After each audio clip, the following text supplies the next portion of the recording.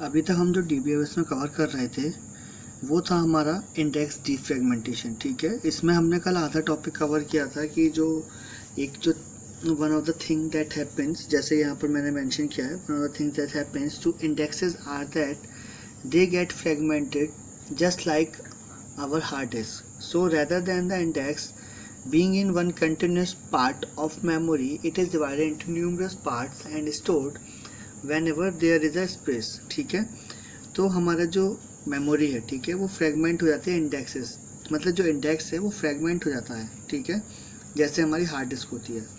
तो इसमें क्या होता है, ये इंडेक्स जो है कंटिन्यूस प्रोसेस है मेमोरी की। ठीक है, तो ये क्या होता है, कंटिन्यूस जो है अलग अलग पार्ट्स में, न्यूमरस पार्ट्स जो हैं डिफरेंट पार्ट्स में मेमोरी के, वहाँ पर स्टोर हो जाते हैं जहाँ भी इसको जगह मिलती है सेव होने के लिए। ठीक है, तो इसके बाद का था हमारा, आज हम स्टार्ट कर रहे हैं। ठीक है, and just like when your computer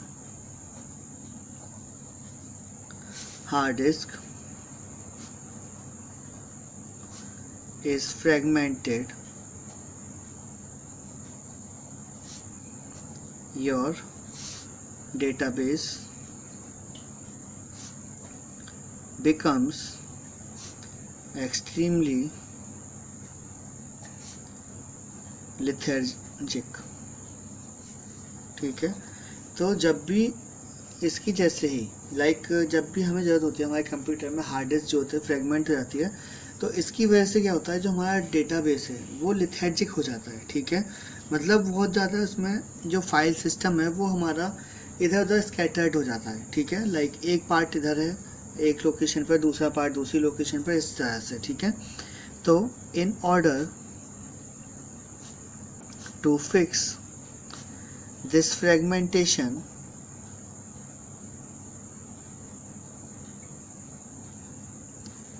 in order to fix this fragmentation, तो क्या होगा, our maintenance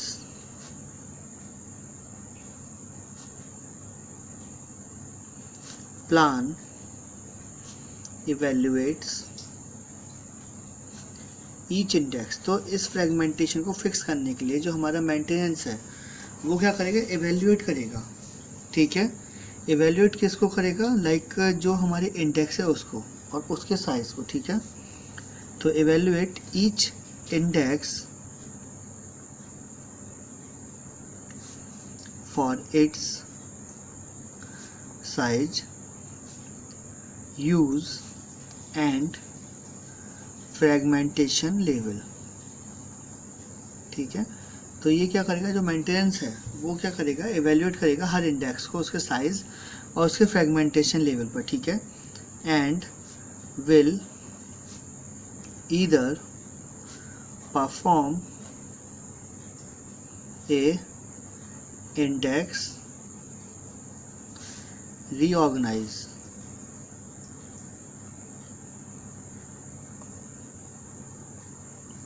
तो ये क्या करेगा, एक रीऑर्गेनाइज इसमें परफॉर्म करेगा इंडेक्स के ऊपर।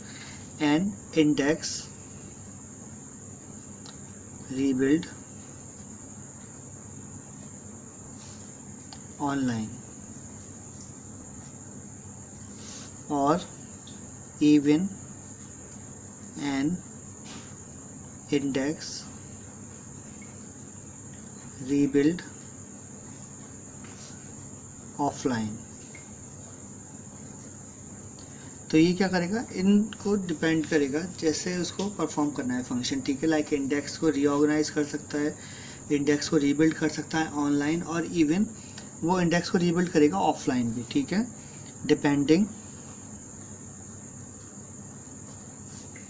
How bad the index. तो ये डिपेंड किस पे करेगा, जैसे हमारी इंडेक्स है। ठीक है, उसके ऊपर, तो इंडेक्स हमारी कितनी ख़राब है ये उसके ऊपर डिपेंड करेगा और उसी के अकॉर्डिंग ये हमारे इंडेक्स को अरेंज करेगा। ठीक है, जो मेंटेनेंस पार्ट है। अब आता है हमारा सेकंड नंबर पर log file maintenance.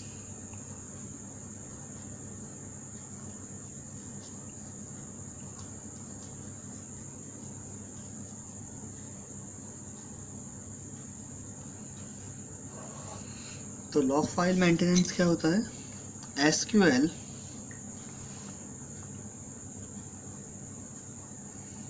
database contain a log file that keep track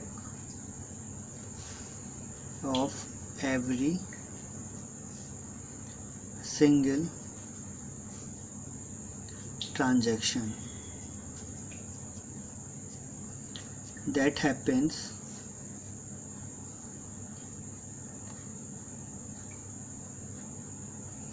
तो ये क्या करेगा? जो SQL है, SQL डेटाबेस क्या करता है? कंटेन करता है लॉग फाइल को। अब लॉग फाइल कैसी होती है? जैसे हमारा एंट्री रजिस्टर होता है, ठीक है, जिसमें हम जब भी किसी बिल्डिंग में एंटर करते हैं तो हमारे पास उसमें सिक्योरिटी गार्ड के पास हमें एंट्री करनी होती है, ठीक है, तो वो लॉग फाइल हो जाता है, log register.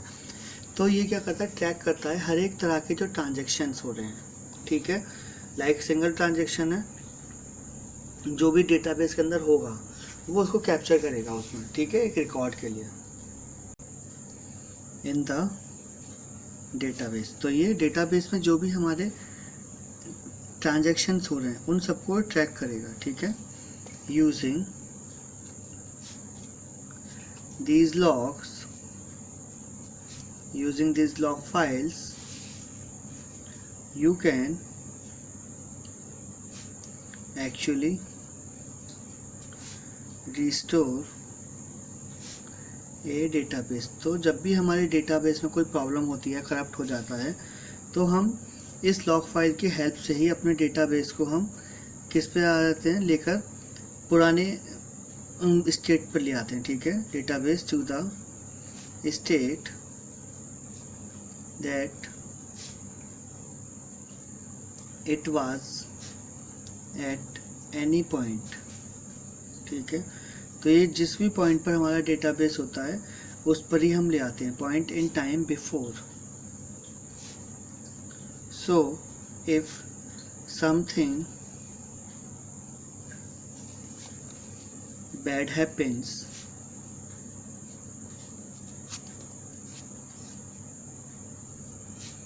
to your database,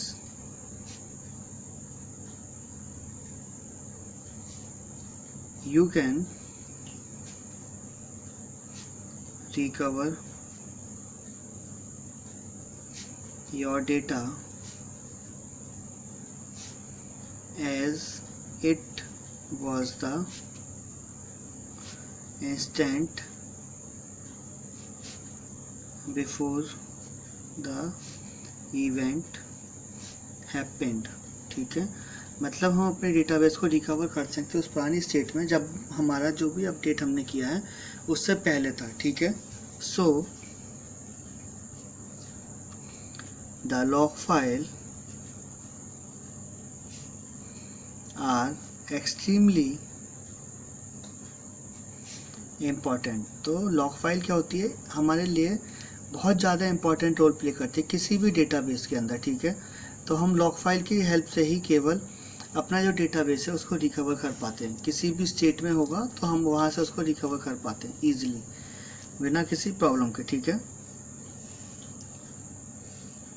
parts of the system, तो हमारा जो भी सिस्टम का पार्ट होता है हम उससे इसको रिकवर कर लेते हैं easily. And they require their own special maintenance as well। तो ये अपना खुद का भी कोई एक स्पेशल मेंटेनेंस होता है जो परफॉर्म करते हैं, ठीक है। तो यहाँ पर हमारा जो लॉग फाइल है वो बहुत ज़्यादा इंपॉर्टेंट रोल प्ले करती है। तो लॉग फाइल का क्या होता है? अब ये क्या होती है? Log file automatically grows as you add more and more data।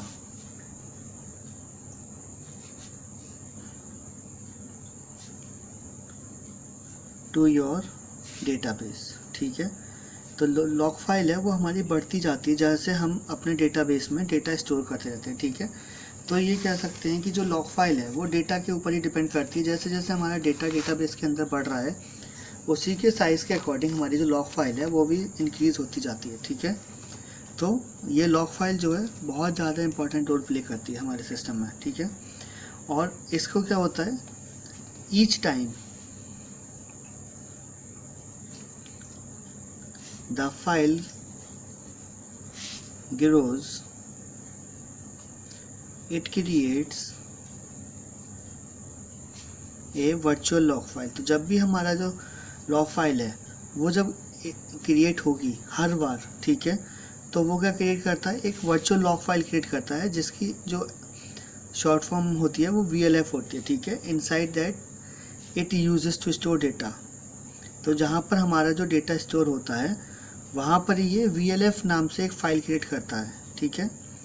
तो उससे क्या होता है, जब भी हमारे को इसकी ज़रूरत होती है लाइक रिकवर करने के लिए, तो हम उसी फाइल को कॉल करते हैं और हमारे डेटाबेस से हम अपने डेटाबेस को पुरानी स्टेट में ले आते हैं, ठीक है। तो ये क्या होता है, VLF और जो SQL होता है ये सर्वर, ये होते हैं फाइंड करने के लिए जो सिंगल ऑपरेशन होता है लॉग फाइल पे, ठीक है। और ये बहुत ज़्यादा उसको फास्टली परफॉर्म कर पाते हैं, ठीक है। तो इसकी वजह से क्या होता है कि जो हमारा डेटा है वो रिकवर हो जाता है, ठीक है, ईजिली। और जो डाउनसाइड होती है इसकी VLF की, वो क्या होती है कि यहाँ पर हमारी जो VLF है, जैसे इसने बताया अभी यहाँ पर था कि जो वर्चुअल लॉग फाइल है वो क्रिएट होती रहती है जैसे जैसे हमारा डेटाबेस ग्रो होता रहता है, ठीक है। तो इसकी वजह से क्या होता है, हमारे सिस्टम के अंदर हमारे डेटाबेस में मल्टीपल लॉग फाइल्स क्रिएट हो जाती हैं, ठीक है। वो भी तो स्पेस ऑक्यूपाई कर ही रही हैं लाइक सिस्टम के अंदर। तो यही एक इसका डाउनसाइड है, ठीक है। तो यहाँ पर हमारे को जो VLF फाइल्स हैं वो बहुत ज़्यादा जाती हैं और इसकी वजह से क्या होता है, ये हमारा जो लॉग फाइल है ये एक्चुअली इंक्रीज़ करती रहती है जो हमारे सिस्टम को हार्म करती है परफॉर्मेंस वाइज इसके, ठीक है। तो इन सब चीज़ों को हमें हटाना होता है, इनको हम रिमूव करते हैं। इसकी वजह से क्या होता है, जो हमारी लॉग फाइल होती है, काफ़ी टाइम ऐसा भी होता है कि जो लॉग फाइल हमें डिलीट नहीं करनी होती वो भी हमारी डिलीट हो जाती है, ठीक है। तो यहाँ पर जो लॉग फाइल था वो अब कंप्लीट हो चुका है। इसके बाद हमारा जो थर्ड पॉइंट है इसके अंदर वो है फाइल और डेटा कॉम्पैक्शन, ठीक है, जो हम नेक्स्ट वीडियो में कवर करेंगे। आज के वीडियो के लिए हम यहीं पर स्टॉप कर रहे हैं क्योंकि हमें नए टॉपिक जो है हम उसी नए वीडियो में स्टार्ट करेंगे, ठीक है। आज के लिए इतना ही, थैंक यू।